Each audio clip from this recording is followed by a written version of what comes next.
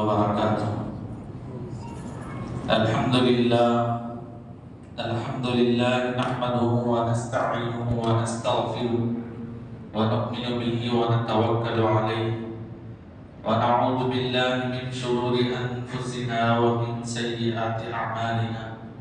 من يهده الله فلا مضل له ومن يضلل فلا هادي له، ونشهد أن لا إله إلا الله وحده لا شريك له، ونشهد أن سيدنا ونبينا ومولانا محمدا عبده ورسوله. أما بعد، فقد قال الله تبارك وتعالى في القرآن المجيد والفرقان الحميد: فأعوذ بالله من الشيطان الرجيم، بسم الله الرحمن الرحيم. واعبدوا الله ولا تشركوا به شيئا وبالوالدين إحسانا وبذي القربى واليتامى والمساكين والجار ذي القربى والجار الجنب والصاحب بالجنب وابن السبيل. صدق الله العظيم. اللهم صل على سيدنا وشفيعنا ومولانا محمد وعلى آل سيدنا وشفيعنا ومولانا محمد وبارك وسلم. اللهم صل على سيدنا وشفيعنا ومولانا محمد وعلى آل سيدنا وشفيعنا ومولانا محمد وبارك وسلم. اللهم صل على سيدنا وشفيعنا ومولانا محمد وعلى آل سيدنا وشفيعنا ومولانا محمد وبارك وسلم. بزرگان محترم، عزیزان ملت، آج ہمارے اس معاشرے میں ایک چیز کی طرف غفلت ہو رہی ہے اور بے توجہی برتی جا رہی ہے. اس کی طرف ہمارا دھیان نہیں جاتا. وہ کیا ہے؟ وہ رشتہ داری. رشتہ داری اللہ رب العزت کی طرف سے بہت بڑا انعام، بہت بڑی نعمت ہے. تنہا آدمی کچھ نہیں کر سکتا، اس کے ساتھ کچھ نہیں ہوتا، کوئی نہیں ہوتا.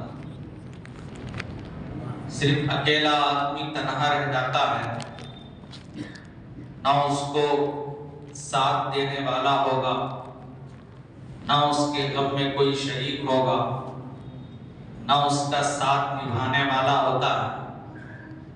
رشتہ اگر ہو تو ایسی صورت میں اس کی عیادت کرنے والے، اس کی تیمارداری کرنے والے، اس کے غم میں شریک ہونے والے، اس کے ساتھ دینے والے ہوتے ہیں. تو اس سے معلوم ہوا رشتہ اللہ کی طرف سے بہت بڑی نعمت ہے. میں نے قرآن مجید کی آیت شریفہ پڑھی جس میں اللہ رب العزت نے ارشاد فرمایا: وَاعْبُدُوا اللَّهَ وَلَا تُشْرِكُوا بِهِ شَيْئًا. اللہ کی عبادت کرو، بندگی کرو، اس کے ساتھ کسی کو شریک نہ ٹھہراؤ، کیونکہ وہ ایک اکیلا ہے، اس کا کوئی شریک نہیں. وہی معبود ہے، وہی عبادت کے لائق ہے، اس کے سوا کوئی عبادت کے لائق نہیں ہے. اسی لیے اس کی عبادت اور بندگی کرنی چاہیے. وہی عبادت اور بندگی کے لائق ہے. پھر فرمایا: وَبِالْوَالِدَيْنِ إِحْسَانًا. والدین کے ساتھ اچھا برتاؤ کرو، حسن سلوک کرو، ان کی خدمت کرو، ان کے ساتھ احسان سے پیش آؤ. ایسی خدمت کرو اپنے آپ کو ان کی خدمت کر کے جنت کا مستحق بنا لو. اگر والدین میں سے کوئی ایک بھی اگر کیوں ہے تو ان کو غنیمت سمجھو، ان کو نعمت سمجھو. اس لیے کہ والدین ایک ایسا تحفہ ہے، ایک ایسی نعمت ہے. اگر یہ دنیا سے چلے گئے تو سمجھو کہ اولاد ان کی تنہا رہ جاتی ہے. ان کو کوئی یاد کرنے والا نہیں ہوتا ہے، ان کو کوئی دعا دینے والا نہیں ہوتا ہے، ان کے حق میں کوئی دعا کرنے والا نہیں ہوتا. والدین ایسی چیز ہے جو ہمیشہ اپنے اولاد کے حق میں دعا کرتے رہتے ہیں۔ بچہ جب گھر سے باہر نکلتا ہے گھر کے اندر آنے تک اس کے حق میں دعا چلتی رہتی ہے۔ اگر کوئی بازار یا کسی اور کام کے لیے گیا ہے تب تک اس کے حق میں والدین دعا کرتے رہتے ہیں کہ صحیح سلامت لوٹ کر آئے۔ یہ بہت بڑی نعمت ہے والدین۔ پہلا حق اللہ نے اپنی بندگی کا بتایا، دوسرا حق والدین کے احسان کا بتایا، تیسرا حق اللہ رب العزت نے جو بتایا وہ ہے وَبِذِي الْقُرْبَى، رشتہ داروں کے ساتھ اچھا سلوک کرو۔ چوتھا حق وَالْيَتَامَى وَالْمَسَاكِينَ، یتیم اور مسکین کی مدد کرنا، ان کے ساتھ اچھائی سے پیش آنا، یہ چوتھا حق ہے۔ ان سے پہلے کا حق کس کا ہے؟ رشتہ داروں کا۔ میرے اور آپ کے آقا تاجدار مدینہ محمد عربی صلی اللہ علیہ وسلم سب سے پہلے دین کی جو دعوت بھی آپ نے دی ہے تو سب سے پہلے آپ کو حکم دیا کہ اپنے رشتہ داروں کو دعوت دو، سب سے پہلے ان کو ڈراؤ، ان کو ایمان میں داخل کرو، ان کو اسلام میں داخل کرو۔ قرآن مجید میں اللہ نے رشتہ داری کے متعلق اتنی بہترین آیتیں ارشاد فرمائی ہیں۔ وَاتَّقُوا اللَّهَ الَّذِي تَسَاءَلُونَ بِهِ وَالْأَرْحَامَ، اللہ سے ڈرو اور اس بات سے بھی ڈرو کہ جس کے ذریعے تم آپس میں ایک دوسرے سے رشتہ داری کا سوال کرتے ہو، رشتہ داری سے اپنا حق جتاتے ہو۔ اس کا کیا مطلب ہے؟ اس کا مطلب یہ ہے کہیں ہم رشتہ مانگنے جاتے ہیں تو سب سے پہلے ہم اپنے خاندان کو پیش کرتے ہیں کہ میں فلاں کا بیٹا، فلاں آدمی، میرے خاندان سے ان کا بھی تعلق ہے، ان کا بھی تعلق ہے، ہم معمولی لوگ نہیں ہیں، فلاں والے لوگ۔ تو اس طرح رشتہ ہم کیا کرتے ہیں؟ جوڑتے ہیں۔ تو اللہ رب العزت نے ڈرنے کا حکم دیا۔ حدیث میں آتا ہے رسول اللہ صلی اللہ علیہ وسلم نے فرمایا جب اللہ رب العزت دنیا اور دنیا کی تمام چیزوں سے فارغ ہو گئے، دنیا کو پیدا کیا، آسمان کو، زمین کو، پہاڑوں کو، ستاروں کو، چاند کو، دریاؤں کو، ہواؤں کو، ساری چیزوں کو اللہ تبارک و تعالیٰ پیدا کر کے فارغ ہو گئے، یعنی یہ سارا کارخانہ اللہ نے بنایا اور اس سے اللہ فارغ ہو گئے، اور اس سے فراغت کے بعد پھر انسان کو پیدا کیا اور انسان کی تخلیق سے بھی اللہ فارغ ہو گئے، تو اللہ کی بارگاہ میں رشتہ داری آ کر کھڑے ہو گئے۔ یہ کیسے کھڑے ہو گئی؟ اس کے ہاتھ تھے کیا؟ اس کے پاؤں تھے کیا؟ ایسا سوال نہیں، وہ ایک کیفیت ہے جو اللہ جانتا ہے۔ تو رشتہ داری آ کر اللہ کے سامنے آ کر کھڑی ہو گئی۔ بعض روایتوں میں آتا ہے عرش کے پائے کو پکڑ کر کھڑے ہو گئے، کرسی ہے عرش، تو اس کے پائے کو پکڑ کر رشتہ داری کھڑے ہو گئے اور اللہ سے سوال کرنے لگی، اے رب تعالی، جس کائنات کو آپ نے بنایا ہے، جس انسان کو آپ نے پیدا کیا ہے، وہ اپنے مقام پہ چلے جائیں گے تو مجھے ڈر اس بات کا ہے کہ وہ مخلوق میرے حق کو پامال کرے گی، میرے حق کو ضائع کرے گی، میرے حق کا خیال نہیں رکھے گی، میرے حق کا خیال نہیں رکھے گی۔ اس طرح کا سوال رشتہ داری اللہ کے بارگاہ میں پیش ہے۔ اللہ تبارک و تعالیٰ اس کے سوال کو سنا اور فرمایا تو کیا چاہتی ہے؟ میں یہ چاہتی ہوں کہ میرا حق مجھے ملے، میرا حق ضائع نہ ہو، میرا حق برباد نہ ہو۔ تو اللہ رب العزت نے اس وقت رحیم یعنی رشتہ داری سے کہا کہ کیا تو اس بات پر راضی ہے تجھ سے جو زندگی میں جڑا رہتا ہے میں بھی اس کے ساتھ جڑا رہتا ہوں، جو تجھ سے قطع تعلق کرتا ہے میرا تعلق بھی اس سے کٹ جائے گا۔ تو رشتہ داری سے جو جڑے رہتے ہیں اللہ ان کے ساتھ جڑے رہتے ہیں، رشتہ داری سے جو کٹے رہتے ہیں اللہ تبارک و تعالیٰ ان سے کٹ جاتے ہیں۔ پھر فرمایا تجھ سے جڑے رہنے پر میں انہیں جزا دوں گا، ثواب دوں گا، بدلہ عطا کروں گا، جو تجھ سے کٹتے ہیں میں ان کو سزا دوں گا اور ان کو کبھی معاف نہیں کروں گا۔ اسی لیے حدیث میں رسول اللہ صلی اللہ علیہ وسلم نے فرمایا کل قیامت کے دن جنت کے بیچوں بیچ اللہ کے نبی نے فرمایا اللہ تبارک و تعالیٰ ایک محل کی ضمانت لیتے ہیں، جنت میں محل کی ضمانت کب، کس شرط پر؟ فرمایا جو آدمی اپنا حق معاف کر کے دوسروں کا جو حق ادا کرتا ہے، اپنے رشتہ داری کا جو حق ادا کرتا ہے، اپنا حق معاف کر دے۔ اس لیے کہ ایک گھر میں 5 بھائی ہوتے ہیں، 5 بھائی کو 5 حقوق ملتے ہیں والدین کی طرف سے، کسی کو کم ملتا ہے، کسی کو زیادہ ملتا ہے، کسی کو۔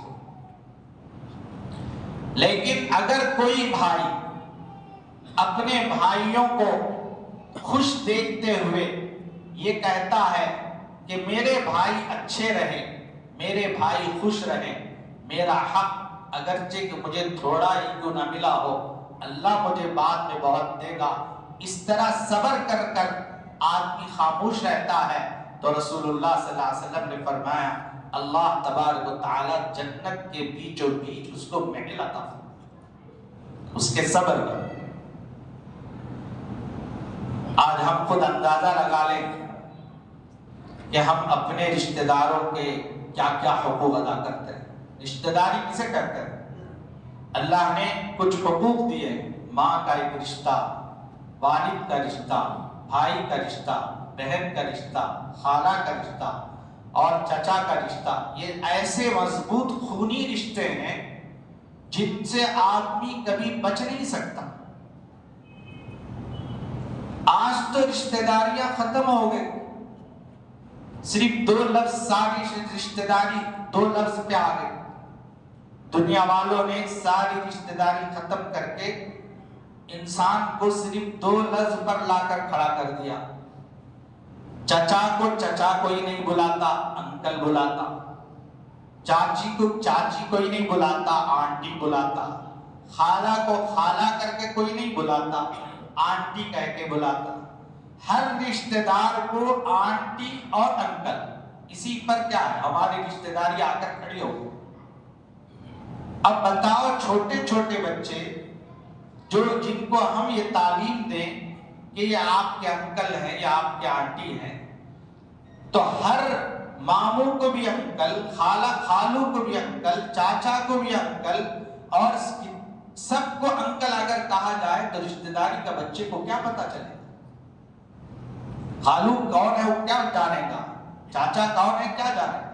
حدیث میں آتا ہے رسول اللہ صلی اللہ علیہ وسلم نے فرمایا العم والد الخالۃ والدۃ، چچا کا مرتبہ باپ کے برابر ہے، خالہ کا مرتبہ ماں کے برابر۔ جب چچا اور خالہ کا رشتہ ہی معلوم نہیں بچے کو تو کیا جانے گا؟ باپ کا درجہ کیا جانے گا، ماں کا درجہ کیا جانے گا؟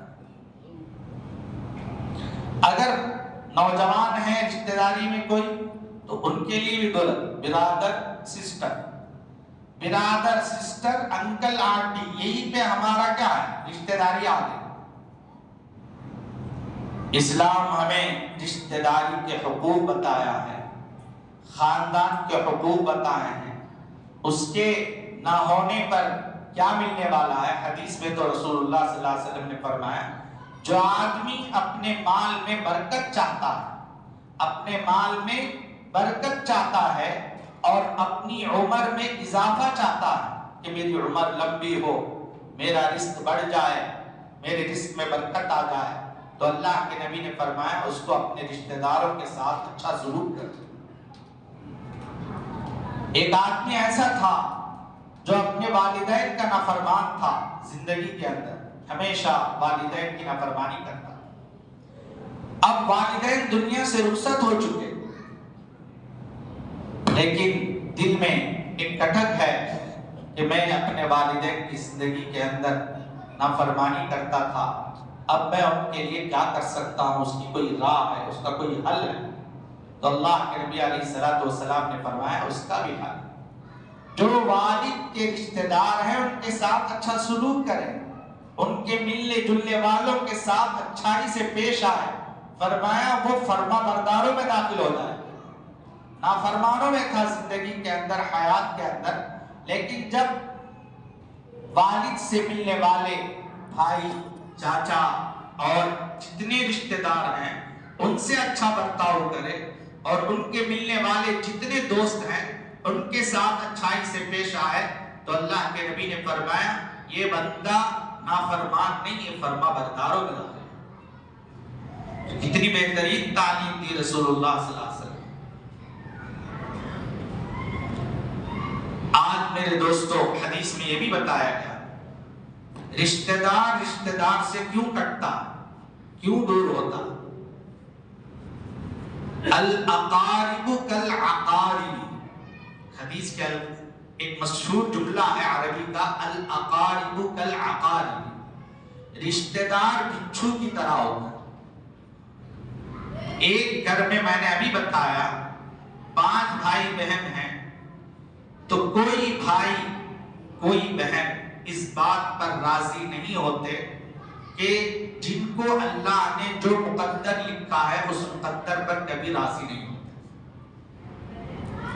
اس لیے کہ 5 میں سے کوئی ڈاکٹر ہوتا ہے، کوئی مزدور ہوتا ہے، کوئی تاجر ہوتا ہے، کوئی کچھ ہوتا ہے، تو اب جو کمزور ہوتا ہے، جو اچھے ہوتے ہیں ان سے کیا کرتا ہے؟ جلتا ہے، حسد کرتا ہے، ان کے ناکامی کے پیچھے پڑا رہتا ہے، اور ان کے حق میں ہمیشہ گلے شکوے کرتا رہتا ہے، حالانکہ اس میں والدین کی کوئی غلطی نہیں ہے، اس میں والدین کی کوئی خطا نہیں ہے، بلکہ اس کا اپنا مقدر ہے جس کی وجہ سے اللہ تبارک و تعالیٰ اس کو اس حیثیت پر رکھا،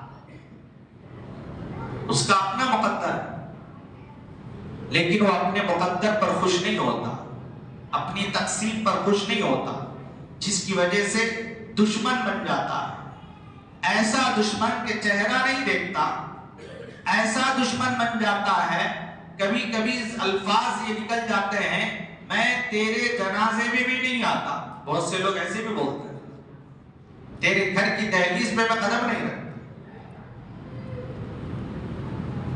رسول اللہ صلی اللہ علیہ وسلم کو ستانے والے غیر کوئی دوسرے نہیں تھے، آپ کو ستانے والے آپ کے رشتہ دار تھے، آپ کے راستے میں کانٹے بچھانے والے آپ کے رشتہ دار تھے، آپ کی پیٹھ پر اونٹ کی اوجڑی ڈالنے والا آپ کا رشتہ دار تھا، آپ کے گلے میں رسی ڈال کر سجدے میں کی حالت میں کھینچنے والا کوئی اور نہیں تھا، آپ کا رشتہ دار تھا۔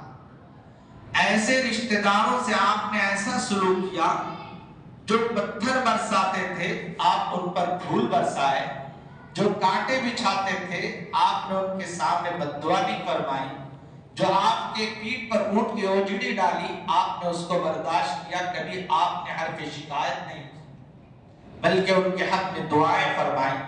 یہ تعلیم اور یہ اخلاق میرے اور آپ کے آقا تاجدار مدینہ محمد عربی صلی اللہ علیہ وسلم نے فرمایا، لیکن آج ہم اپنے رشتہ داروں کا کتنا حق ادا کرتے ہیں میں اس کو بتانا چاہتا ہوں۔ اسی وجہ سے رشتہ داری کا حق ادا نہیں ہونے کی وجہ سے زمین میں فساد، زمین میں بگاڑ، میں اپنی طرف سے نہیں کہہ رہا ہوں، قرآن مجید میں سورہ محمد کی آیت ہے فَهَلْ عَسَيْتُمْ إِن تَوَلَّيْتُمْ أَن تُفْسِدُوا فِي الْأَرْضِ وَتُقَطِّعُوا أَرْحَامَكُمْ أُولَئِكَ الَّذِينَ لَعَنَهُمُ اللَّهُ فَأَصَمَّهُمْ وَأَعْمَى أَبْصَارَهُمْ۔ اللہ رب العزت نے فرمایا ان لوگوں سے کیا امید رکھتے ہو؟ تم زمین میں فساد برپا کرنا چاہتے ہو، رشتہ داریوں کو توڑ کر اور قطع تعلق کر کے زمین میں جھگڑا پیدا کرنا چاہتے ہو۔ جب رشتہ داری ٹوٹ جاتی ہے تو جھگڑا سب سے زیادہ عام ہوتا۔ آج گھروں میں دیکھیں، شادی بیاہ 2 مہینے نہیں ہوتے، نہ دلہا برداشت کرنے کا صبر کا اس کے اندر مادہ رہتا ہے، نہ دلہن کے اندر صبر کرنے کا مادہ رہتا ہے۔ صرف اغراض رہتے ہیں، اغراض، دنیاوی غرض۔ اس غرض کی بنیاد پر جو رشتہ اللہ کی طرف سے جڑا ہوا ہے، اس رشتے کا کیا نہیں کرتے، خیال نہیں کرتے، بلکہ صرف چند ٹکڑوں کی بنیاد پر اچھا رشتہ ختم ہو جاتا ہے۔ پھر فساد، پھر جھگڑا، پھر دونوں خاندانوں میں لڑائیں، پھر کچہریاں، پھر کورٹ۔ میرے دوستو، یہ زمین میں تم فساد مچانا چاہتے ہو قطع تعلق کر کے۔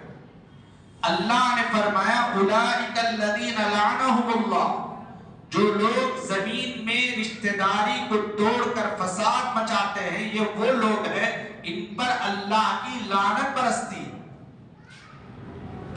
اب سمجھیں ہم پیسہ لے لیے کامیاب ہو گئے دولہے والے کی طرف سے، دلہن والے سمجھے کہ ہم پیسہ لے لیے کامیاب ہو گئے، اب ہماری زندگی اچھی گزر جائے گی۔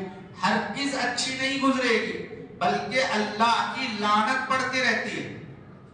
اولئک الذین لعنہم اللہ، اللہ رب العزت ان پر لعنت بھیجتا۔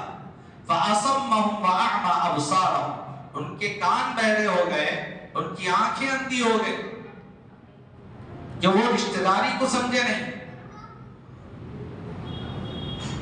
میرے دوستو، ہم ہر ایک کو کچھ نہ کچھ اپنے مال میں سے دیتے ہیں ضرور،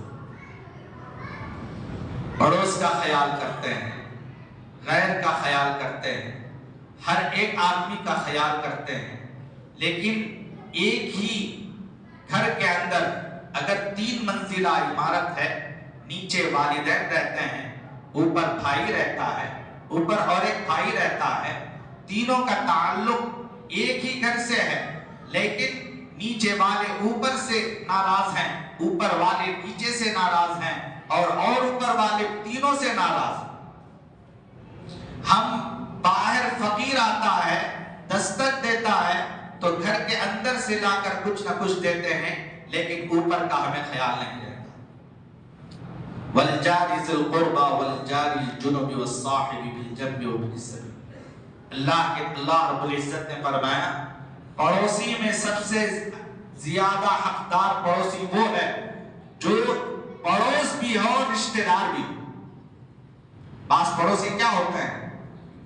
رشتہ دار بھی ہوتے ہیں، پھر پڑوس بھی ہوتے ہیں۔ ایسی لوگوں کا ہم ادا نہیں کرتے۔ ہم یہ چاہتے ہیں میرا بھائی میرے آنکھوں کے سامنے ذلیل ہو جائے، میری بہن میرے آنکھوں کے سامنے ذلیل ہو جائے، برباد ہو جائے، میرے والدین میرا حق صحیح ادا نہیں کیے، میں آنکھوں کے سامنے ان کو ذلیل دیکھنا چاہتا ہوں۔ اگر ایسی نیت ہو تو ایسی صورت میں کیا اللہ ہمیں معاف کرے گا؟ کیا اللہ کی ہمارے ساتھ مدد آئے گی؟ کیا اللہ تبارک و تعالی ہمارا حق اور ہمارا خیال کرے گا؟ میرے دوست ہرگز نہیں کرے۔ پھر ہم دوسری سوچتے ہیں فلاں وجہ سے میرا نقصان ہوا، فلاں وجہ سے میرا نقصان ہوا۔ کسی وجہ سے نقصان نہیں ہوا، نقصان اس وجہ سے ہوا کہ تو نے اپنے رشتہ داروں کا حق ادا نہیں کیا، تو جس کی وجہ سے اللہ کی رحمت اور اللہ کا ہاتھ تیرے اوپر سے ہو۔ رشتہ داری پر ایک واقعہ یاد آیا، خون کا رشتہ کتنا مضبوط ہوتا ہے۔ ایک گاؤں تھا بہت بڑا، کچھ لوگ وہاں بستے تھے۔ گاؤں میں پینے کے لیے کنواں تھا، کنواں باولی جسے کہتے ہیں، تو اس کنویں سے پانی سینچا کرتے تھے گاؤں والے۔ جو ضرورت پانی کی ہوتی تو گاؤں والے ڈور رسی میں باندھتے، کنویں میں ڈالتے اور پانی سینچ کر لے جاتے۔ اس طرح ان کی عادت تھی۔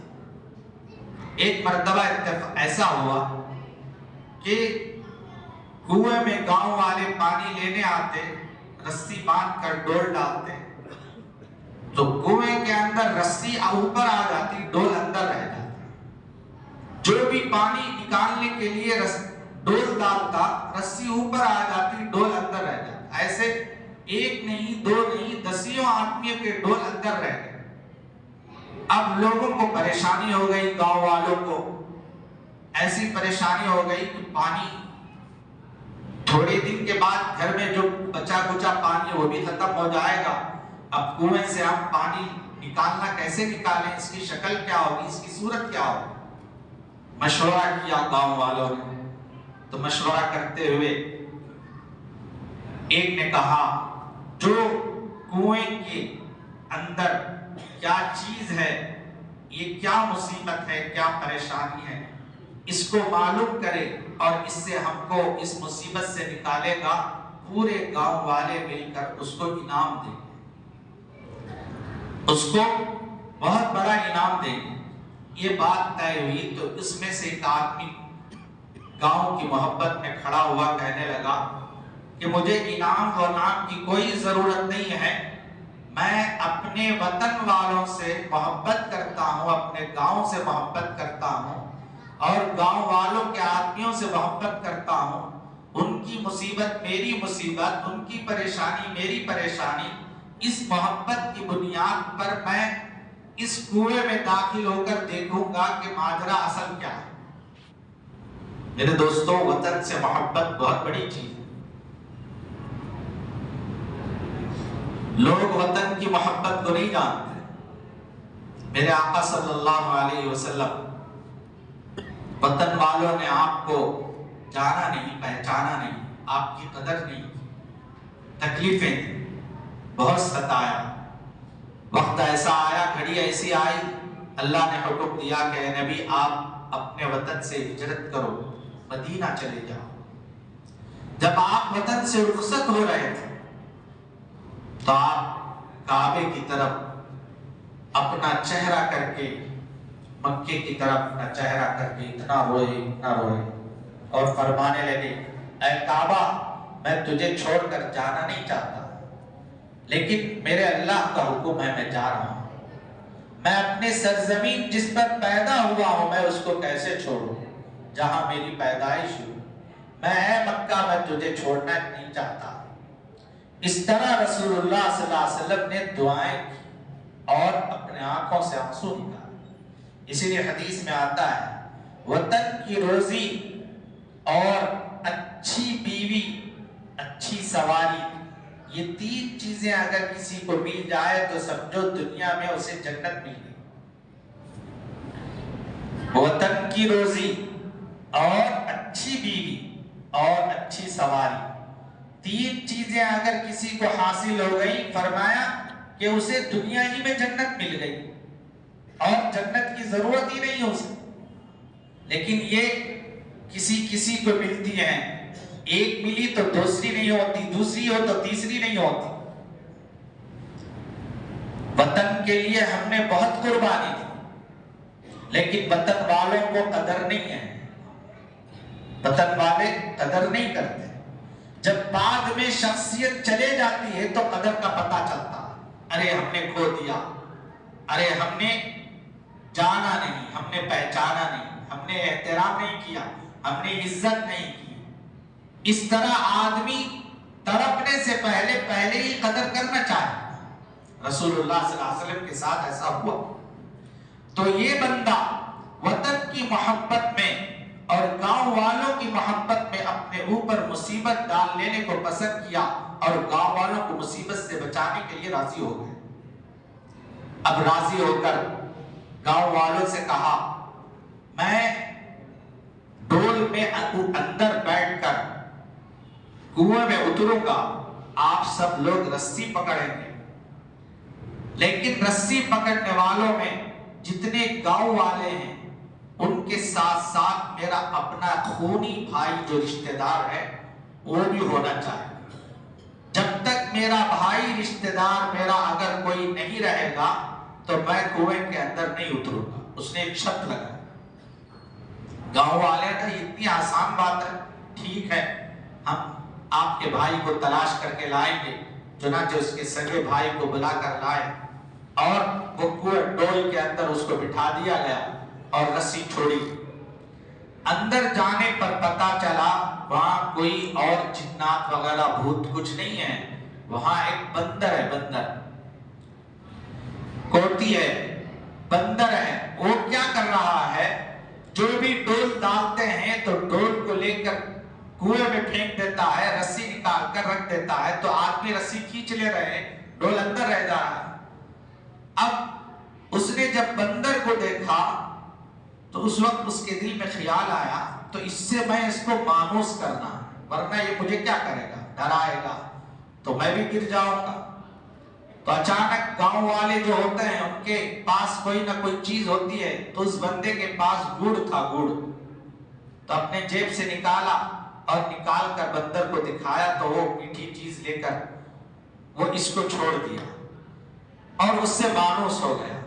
مانوس جیسے ہی ہوا تو اس نے اپنے کاندھے پر بٹھا لیا بندر کو, جو اندر گیا ہوا تھا اس نے بندر کو اپنے کاندھے پر بیٹھا لیا اور یہ ڈول میں بیٹھا ہوا ہے اور اوپر والے رسی کھینچ رہے ہیں.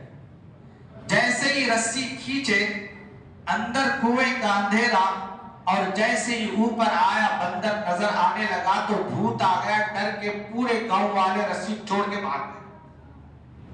پورے گاؤں والے بھاگ گئے, بھوت آ گیا, جن آ گیا, اب ہمیں کھا لے گا. اس لیے کہ آدمی تو نہیں ہے, صرف کیا نظر آ رہا ہے, بندر نظر آ رہا ہے. آدمی نیچے اس کے کاندھے پہ بیٹھا ہوا ہے. آدمی نظر آتا تو یہ لوگ رسی نہیں چھوڑتے تھے. یہ لوگ سمجھنے لگے گاؤں والے کہ ہمیں جو ہمارا آدمی ہے یہ بھوت ہی اس کو کھا چکا ہے, اب یہ بھوت ہمیں آئے گا, ہمیں بھی برباد کر دے گا. یہ سوچ کر رسی چھوڑ کر بھاگ کر چلے. لیکن رسی چھوڑنے والوں میں اس کا بھائی نہیں تھا, وہ رسی پکڑا ہوا تھا.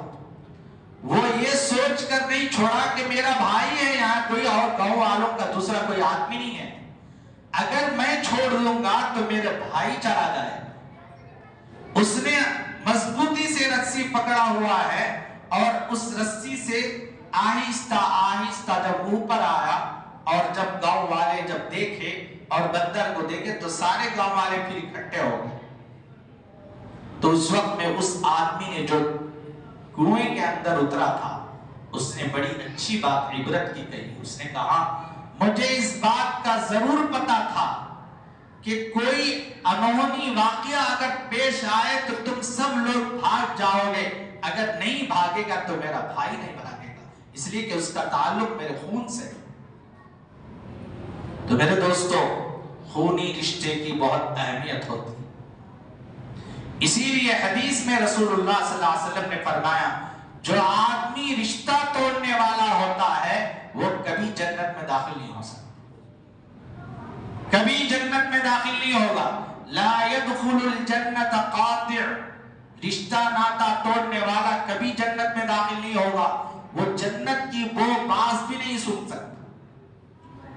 میرے اور آپ کے آقا تاجدار مدینہ محمد عربی صلی اللہ علیہ وسلم رمضان کے اس مبارک مہینے کے اندر ہمیں دوسرے اور تمام چیزوں کا حکم دیا, اور جب مال کا مسئلہ آیا, زکوٰۃ کا مسئلہ آیا, تو آپ نے فرمایا اس زکوٰۃ کے سب سے پہلے حقدار اگر کوئی ہے تو رشتہ دار. میں نے گزشتہ بھی ایک واقعہ بتایا تھا, اس کو مختصر انداز میں بتاتا. قرآن مجید کی آیت شریفہ اتری لن تنالوا البر حتى تنفقوا مما تحبون. آدمی نیکی کے اس مقام کو ہرگز نہیں پہنچ سکتا جو چیز اپنے پاس ہے اس کو اللہ کی راہ میں خرچ نہ کرے. جب یہ آیت شریفہ حضرات صحابہ نے سنا تو حضرات صحابہ رضی اللہ عنہ اجمعین میں سے ایک صحابی اٹھے جن کا نام طلحہ رضی اللہ عنہ ہے. ان کا مدینے سے بالکل قریب میں باغ تھا جس میں ایک کنواں تھا, جس کنویں کا پانی نہایت میٹھا تھا. رسول اللہ صلی اللہ علیہ وسلم خود اس باغ میں جاتے اس کنویں کا پانی آپ نوش فرماتے تھے. اللہ کے نبی کو بھی وہاں کا پانی بہت پسند تھا. وہ آئے اور آ کر کہنے لگے یا رسول اللہ آج یہ آیت شریفہ اتری ہے تو میں چاہتا ہوں کہ میرا مال اللہ کی راہ میں اور مدینے کے غرباء کے لیے وقف ہے, میں ان کو تقسیم کر دینا چاہتا ہوں. تو اللہ کے نبی نے فرمایا آپ نے ارادہ تو بہت اچھا کیا, لیکن میری ایک رائے یہ ہے کہ آپ اس مال کو اپنے رشتہ داروں میں تقسیم کریں، اپنے بہن بھائیوں میں تقسیم کریں، پہلے ان کا حق ہے۔ اگرچہ کہ ہم سے کتنے ہی نفرت کرتے کیوں نہ ہو ہمارے بھائی، اگرچہ کہ ہم سے کتنا ہی کیوں موڑتے نہ ہو، لیکن ہمارے پاس درد ہے، دل ہے، تو میرے دوستو جو ان کا حق بنتا ہے ان کو پہنچانا ضروری ہے۔ اگر نہیں پہنچائے تو قیامت کے دن یہی رشتہ داری ہمارا دامن پکڑ لے۔ اللہ نے کہا ہے کہ جو تیرے ساتھ جڑا رہتا ہے میں اس کے ساتھ جڑا رہتا ہوں، جو تجھ سے کٹا رہتا ہے میں اس کے ساتھ کٹا رہتا ہوں۔ اگر اللہ کو ہم اپنے ساتھ جڑا رہنا چاہتے ہیں، اللہ کی مدد اپنے ساتھ چاہتے ہیں، تو اللہ کی قسم اپنے رشتہ داروں کا ضرور خیال رکھیں۔ میرے دوستو ہم ساروں کو دیتے ہیں، ہر ایک کو دیتے ہیں، لیکن اگر دیتے نہیں تو بھائی بہن کا خیال نہیں رکھتا، اور بھائی اپنے چچا کا خیال نہیں رکھتا، بھائی اپنے خالو کا خیال نہیں رکھتا، اپنے ماموں کا خیال نہیں رکھتا، اپنے دوسرے رشتہ داروں کا خیال نہیں رکھتا۔ حالانکہ کبھی کبھی واقعہ ایسا بھی آتا ہے، ایک بہن بیوہ ہے اور اس کے بچے یتیم ہیں، وہ بہن ہم سے ناراض ہے لیکن ہم اس کا خیال نہیں رکھتے۔ یہ کتنی بڑی بے غیرتی کی بات ہے۔ غیروں میں دیکھیں آپ، یہ جو مارواڑی لوگ ہیں یہ کبھی بھی اپنے خاندان کے لوگ کو ادھورا نہیں چھوڑتے، ایسے نہیں چھوڑتے، ساتھ دیتے ہیں۔ مسلمانوں میں پہلے یہ بات ہوتی تھی، آج مسلمان اس میں بہت پیچھے، جس کی وجہ سے اللہ کی مدد بھی مسلمانوں کے ساتھ نہیں۔ یہ چھوٹی چھوٹی باتیں ہیں لیکن اگر کڑوی ضرور ہیں، لیکن میرے دوستو اس کڑوے گھونٹ کو اگر پی لیں گے تو یقیناً صحت ہی صحت، نفع ہی نفع، دنیا میں بھی آخرت میں بھی۔ دنیا میں بھی آخرت میں نفع یہ ہے کہ اللہ رب العزت خوش ہو کے رشتہ داری ہماری سفارش کرے گی، اور جنت میں بیچ و بیچ اللہ کی طرف سے ہمارے لیے محل ملے گا۔ اگر ہم محل چاہتے ہیں، دوسرے حقوق کے ساتھ ساتھ نہیں، پہلے اپنے رشتہ داروں کا حق ادا کریں۔ حدیث کی بات بتا کر میں اپنی بات کو ختم کرتا ہوں۔ رسول اللہ صلی اللہ علیہ وسلم نے فرمایا، جب ہم اپنا مال کسی اور کو دیتے ہیں تو ایک ثواب ملتا ہے، ایک اجر ملتا ہے، 1 روپیہ دیے 1 اجر ملتا ہے۔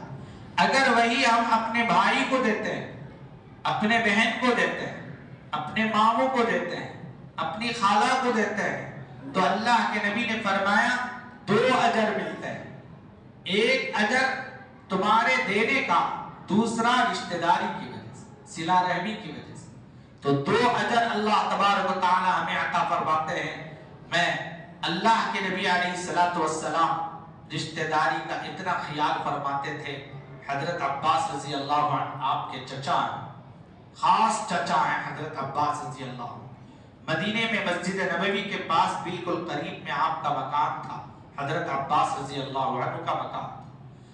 تو آپ کے مکان پر اللہ کے نبی نے پرنالہ، جو بارش کا پانی برستے ہوئے نیچے گرتا ہے، تو مسجد نبوی کے صحن میں پرنالہ حضرت عباس رضی اللہ عنہ کے گھر کا تھا۔ جب بھی بارش پڑتی تو وہ پانی مسجد نبوی کے صحن میں پڑتا، اس سے کیچڑ ہو جاتا تھا۔ عمر رضی اللہ عنہ کا زمانہ آیا تو عمر رضی اللہ عنہ نے سوچا کہ یہ پرنالے کی وجہ سے مسجد نبوی کا صحن جو کیچڑ ہوتا ہے، اس کو دور کیا جائے تو مسجد نبوی کا صحن ہمیشہ پاک رہے گا، صاف رہے گا۔ اس طرح کا خیال آیا تو آپ نے اس کو اکھاڑنے کا حکم دیا، امیر المومنین عمر رضی اللہ عنہ۔ جب حضرت عباس رضی اللہ عنہ کو اس کا پتہ چلا تو وہ گئے حضرت امیر المومنین عمر رضی اللہ عنہ کی خدمت میں، کہنے لگے امیر المومنین آپ کو پتہ ہے یہ پرنالہ کس نے لگایا؟ میرے بھتیجے محمد صلی اللہ علیہ وسلم نے اب میرے کھاندوں پر بیٹھ کر اپنے ہاتھ سے آپ نے پرنالہ لگایا۔